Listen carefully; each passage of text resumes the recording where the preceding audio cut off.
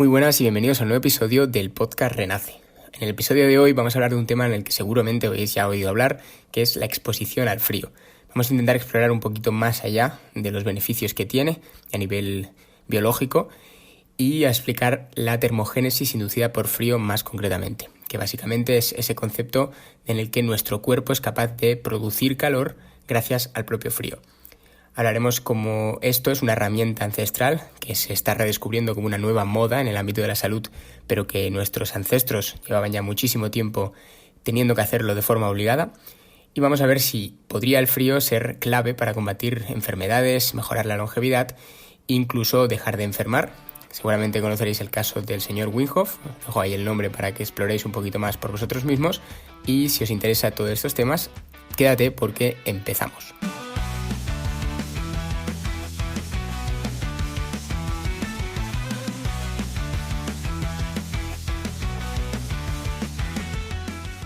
Bien, tenemos que entender un poco el contexto histórico y biológico de nuestra especie, y es que hace unos aproximadamente 110.000 años, atravesamos una época que se llamó la glaciación Würm.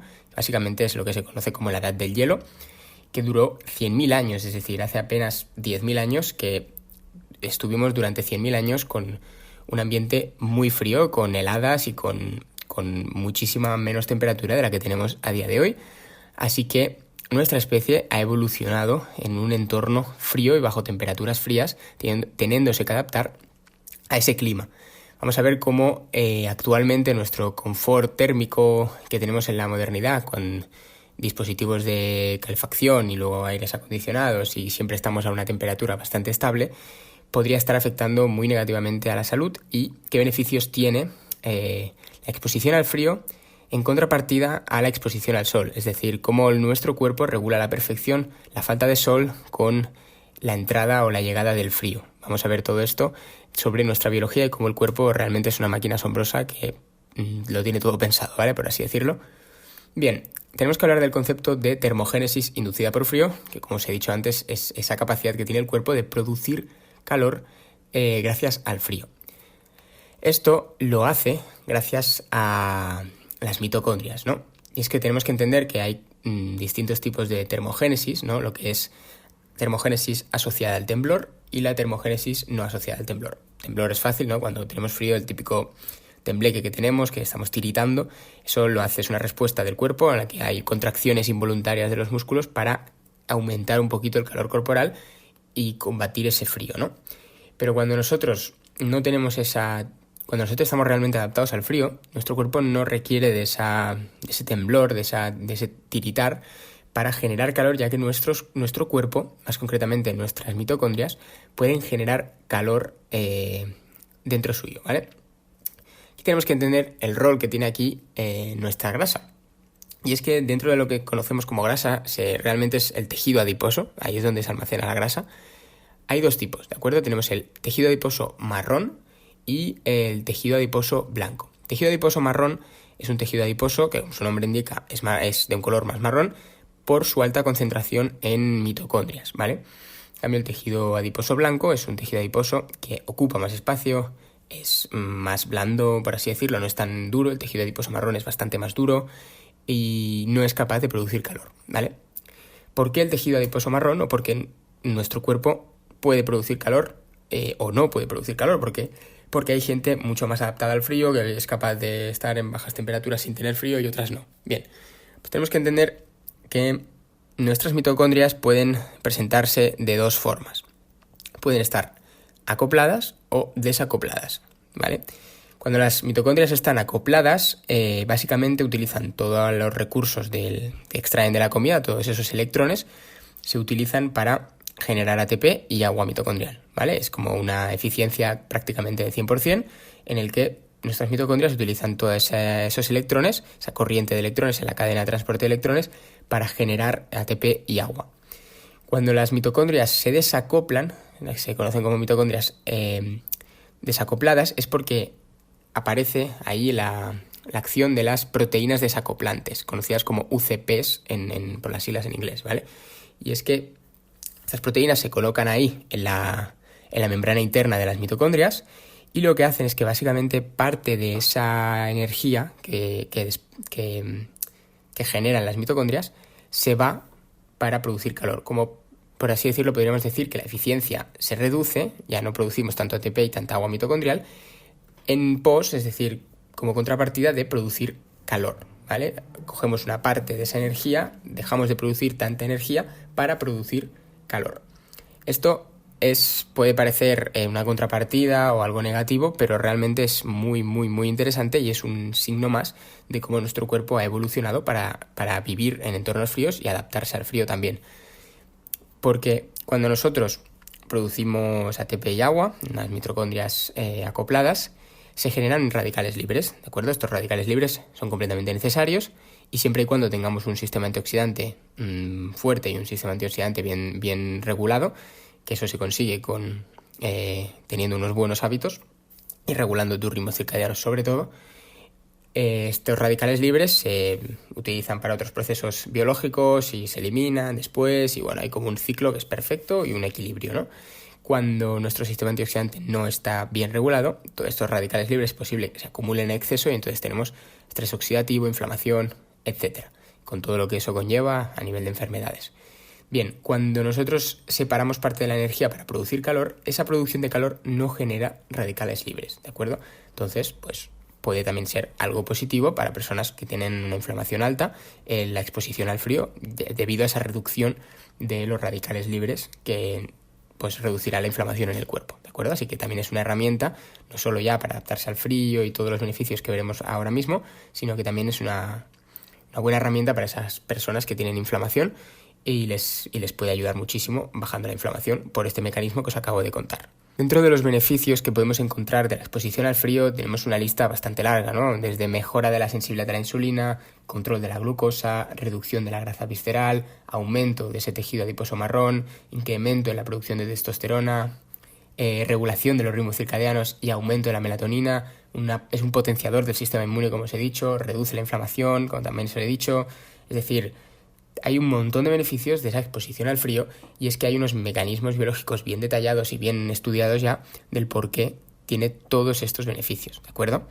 Aparte de los enormes beneficios que tiene a nivel mental también, que es que las personas que hayáis introducido esta práctica en vuestra vida o que lo vayáis a hacer, os daréis cuenta de el enorme bienestar que sientes justo después de practicarlo y la capacidad que obtienes de, por así decirlo, vencer a tu pereza. Es decir, es como una prueba diaria de que tu cerebro te está pidiendo no hacerlo, de la comodidad, y como tú le dices, no, aún así lo voy a hacer porque esto es bueno para mí, y vences esa pereza y ganamos muchísima disciplina, ¿no? La disciplina realmente se entrena. Voy a contar una historia que pasó en Argentina, por allá el 2012, si no recuerdo mal, de una madre que cuando su hijo nació, los doctores lo dieron por muerto, le dieron las constantes vitales y nació muerto. Inmediatamente, cuando cualquier persona muere, lo meten en una cámara frigorífica, en una cámara que está a unos -2 grados más o menos, y al día siguiente iba a ser el entierro, ¿no? Al día siguiente la madre, antes de que fuera el entierro, pues decidió que quería despedirse de su bebé por última vez, ¿no? Certificar pues que sí, que se había ido y como, por así decirlo, aceptarlo. Y cuando sacaron al bebé de la cámara frigorífica, el bebé, al tener contacto con la madre de nuevo, empezó a moverse y empezó a volver a respirar y el bebé estaba vivo. Entonces, ese ejemplo la ciencia luego estudió porque se quedaron perplejos de qué había pasado ahí. Y pues es bastante probable que el frío ayudara muchísimo a ese bebé a mantenerse con vida y a poder al día siguiente acabar despertando, ¿no? Y es que tenemos que entender que cuando nosotros, aparte de que los bebés, por cierto, nacen en cetosis y es su estado nutricional por defecto hasta que empezamos a introducirles la comida en la dieta moderna, y empezamos a introducirles cereales y cosas que empiezan a perder esa capacidad de estar en cetosis y esa flexibilidad metabólica, pero los bebés nacen en cetosis y cuando se alimentan de leche materna siguen en cetosis durante años.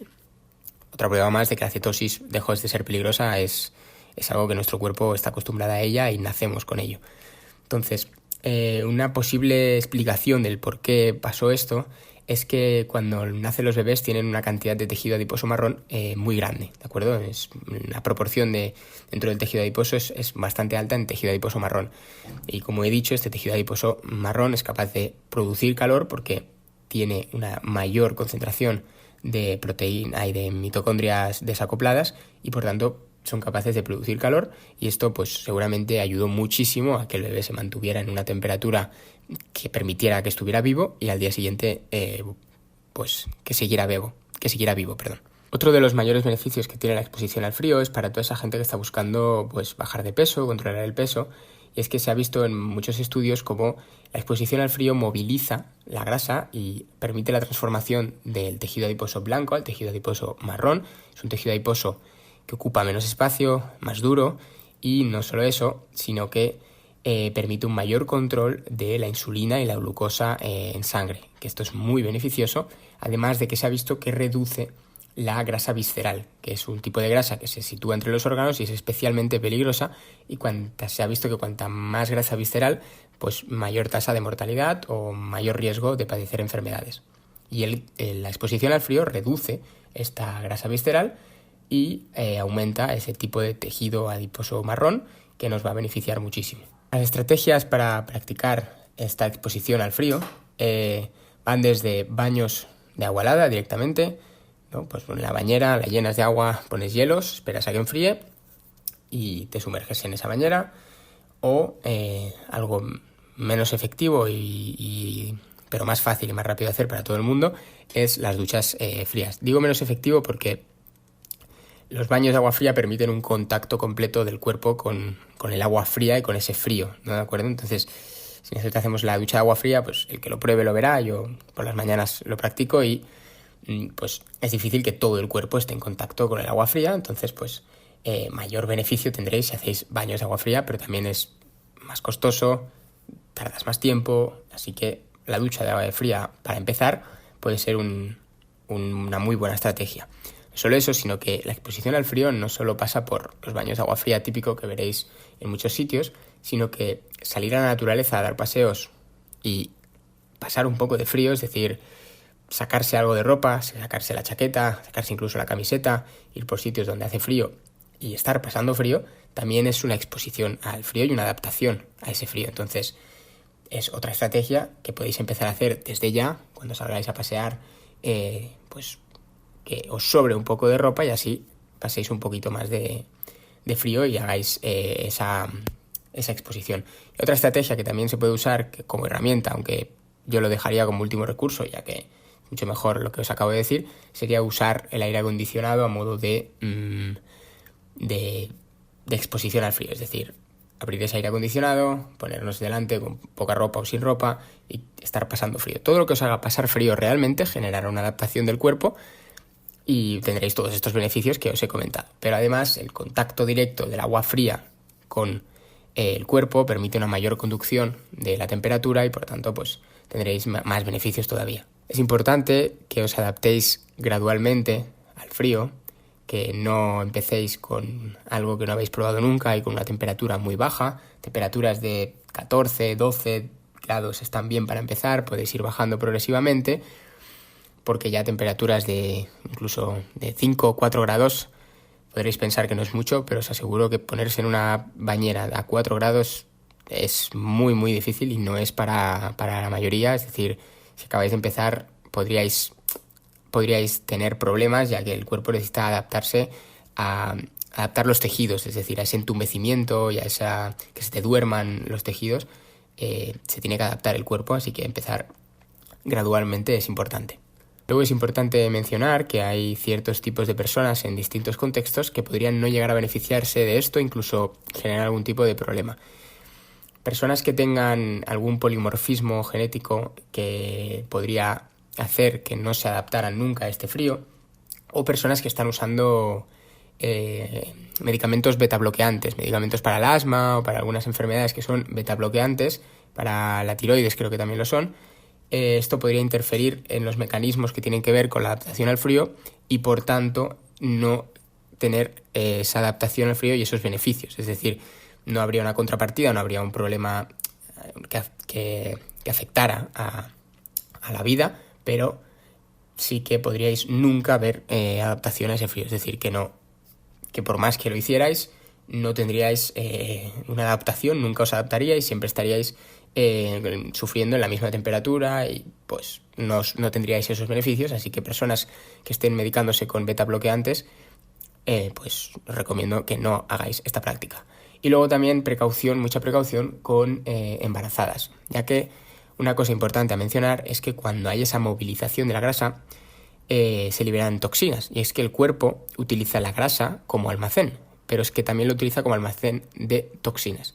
Es decir, dentro de nuestra grasa, si llevamos mucho tiempo teniendo malos hábitos, malas alimentaciones, acumularemos toxinas dentro de nuestra grasa que tengamos acumulada, y cuando hagamos esta exposición al frío, movilizaremos esta grasa y es probable que al principio tengamos algún tipo de problema a nivel resfriarnos incluso. Por eso también hay ese mito de que el frío resfría. Realmente no es que el frío te resfríe, es que si tú llevas mucho tiempo haciendo las cosas mal y teniendo malos hábitos, acumulas toxinas que se almacenan en la grasa, y cuando te expones al frío y se moviliza esa grasa, se liberan las toxinas que hacen que el cuerpo luche contra ellas y por tanto estemos resfriados. Los síntomas de un resfriado no son nada más que el cuerpo luchando contra una toxina, un virus que está en él. Entonces, cuando hacéis esa exposición al frío, sobre todo si estáis embarazadas, esas toxinas pueden pasar al feto y evidentemente no queremos eso, así que es muy recomendable hacerlo antes de quedarse embarazada. Es decir, empezar antes a hacerlo para evitar esos problemas. Y si estáis embarazada y queréis hacerlo, pues os recomiendo esperaros, porque no podéis saber a ciencia cierta si no vais a tener ninguna contrapartida o si sí. Entonces, si vais mucho tiempo llevando buenos hábitos y haciendo las cosas bien, es probable que no os suceda nada, pero si no es el caso, mejor prevenir. Y luego, pues como pasa con el sol, hay una necesidad de hacer callo, al igual que existe el callo solar y hay que adaptarse a la exposición al sol para no quemar y para obtener todos los beneficios que tiene el sol, tiene el tipo de luz, la luz ultravioleta del sol, pues tenemos que hacer lo mismo con el frío. Para obtener todos estos beneficios que tiene el frío, que son muchísimos, lo que tenemos que hacer es adaptarnos progresivamente y vencer esa pereza, como os he dicho, y ir haciéndolo progresivo y hacer callo. Quiero un poco finalizar con alguna reflexión sobre que este es otro ejemplo más de cómo la desconexión con la naturaleza y con todo lo que tenga que ver con lo que hacíamos, ¿no? Lo que hacían nuestros ancestros, nos afecta a la salud y nos lleva hacia enfermedades y hacia problemas modernos. Es decir, tenemos que verlo así, ¿no?